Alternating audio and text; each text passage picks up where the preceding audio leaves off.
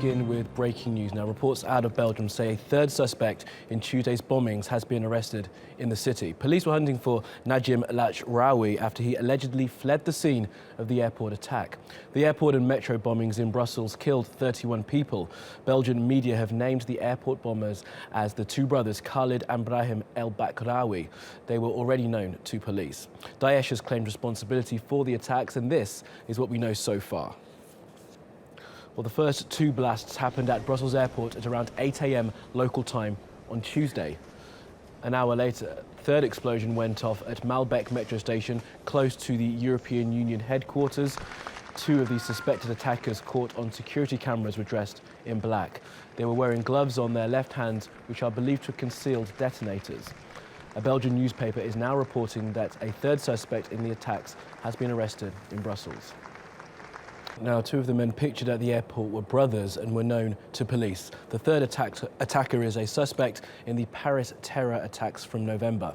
Now, one of the airport bombers, Khalid and Brahim El-Bakraoui, had rented an apartment under a false name in the Forest borough of the Belgian capital. During the police raids on the brothers' apartments, they found a Daesh flag, an assault rifle, detonators, and the fingerprints of Salah Abdel Salam, the main suspect in the Paris attacks, who was arrested on Friday. Both brothers have criminal records, but they have not been linked by the police to Daesh until now. Brahim was sentenced to 9 years in prison for armed robbery in 2010. His brother Khalid was sentenced to 5 years for carjacking in 2011. The third man captured by security cameras at Brussels Airport has been identified as Najim Laachraoui. He did not detonate a bomb. Now, Laachraoui's DNA was found in the houses used by the Paris attackers last year. Prosecutors believe he had travelled to Hungary in September with Abdel Salam. And details are starting to emerge about some of the victims in yesterday's attacks. Adela Ruiz was 36 and from Peru. She was travelling through Brussels Airport with her twin 3-year-old daughters. Her husband, who'd gone to see her off, and her two daughters were injured but survived.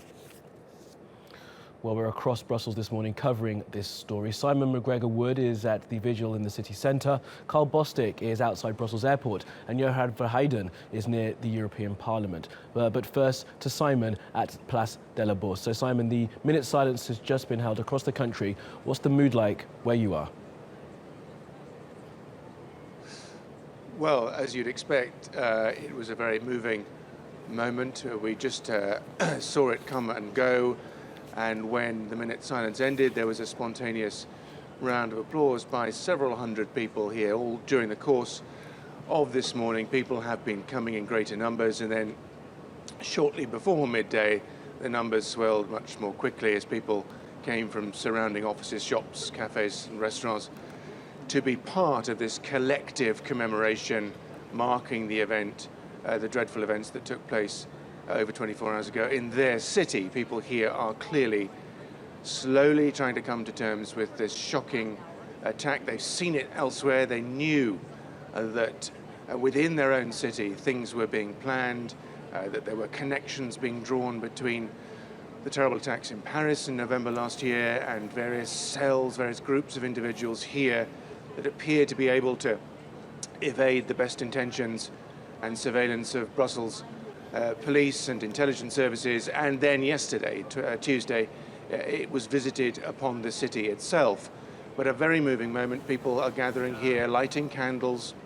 There are, tinged with the feelings of great sadness, of course, elements of defiance. There's a flag behind me. You can't see it. Too many people talking about unity in the face of hatred. That's a very prevalent feeling here. I think it's important for people to come together, isn't it, in the aftermath of these terrible events, to express their togetherness, sympathy for the victims, but also a sense of community being together, drawing together in the face of this tragedy, and hoping, against hope perhaps, that it never happens again here. Well, Simon, for now from Brussels, thank you. Now across town, Carl Bostic is at the airport. So Carl, what's the mood there this morning? And the airport remains closed. Yes, good afternoon. Here in Zaventem, the airport, the access road behind me right here, for example, that's closed, and as a result, you've got traffic stacked up for miles. But what you have here is unusual because you not only have Belgian police, but also Belgian military. What they're doing is they're randomly checking cars for their IDs and things like that. Effectively, the airport, you could say, is actually a crime scene, and that's why it's closed. In fact, it could remain closed for the days to come. Some people are unofficially telling us that it could be closed into this weekend, which of course is the Easter weekend when travel should be at its peak. Well, Carl, from the airport, thank you for now. And Johan Verheiden lives and works in Brussels and joins us from close to the EU campus. So Johan, as we've been speaking through the morning, just give us a sense of what the mood like is where you are. Well, at this moment, as you probably can hear, there is an increased police presence. There is helicopters overhead because just behind me, on the other side of the EU building, there is the official minute of silence by the federal government of Belgium, where all the ministers are gathered together with representatives of the EU and other diplomatic representatives.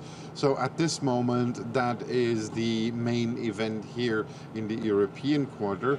On the other hand, what we see throughout the country is that people, on the one hand, are coming to grips with what is happening.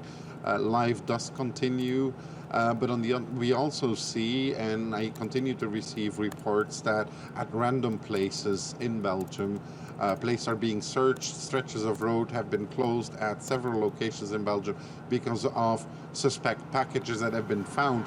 Nothing so far has materialized, as there were other attacks, either imminent or even a risk, but nobody at this moment is willing to take any risk, and the security is heightened, as Simon and Carl have already indicated, throughout the entire country.